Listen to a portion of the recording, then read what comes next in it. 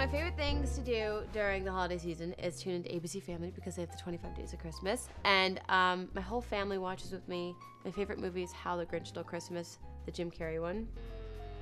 Can't wait for that.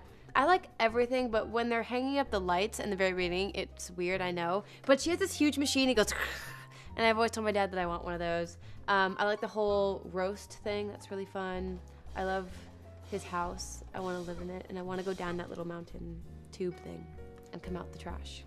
As far as Christmas movies go, I would say my favorite all time is Miracle on 34th Street, just because I watched that every Christmas since I was a little girl. One of the movies that stick out in my mind is when I think back to my childhood Christmas years. I remember those claymation movies when they had like Rudolph the Red-Nosed and his clay nose always kept changing, and you're like, it looks different here than it did in the last time. But I totally remember those movies, and yeah, Christmas movies are such a big part of, you know, that holiday because you're with your family, you sit down, whether it's before dinner or after dinner, and you all watch this movie that, you know, brings up so many memories.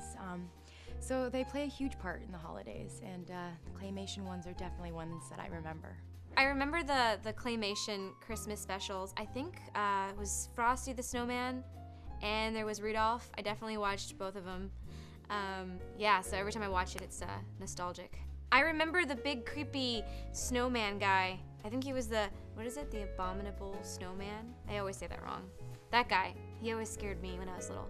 I just remember seeing all these, like, I guess they were old school for my age, and you know, I just from 10 years old up to 22 now, you know, I've seen them all. It's just a good feeling, and you sort of just because I have memories of like being with my family and back home in Tennessee and just no cares in the world. But I think my favorite would have to be Rudolph the Red-Nosed Reindeer.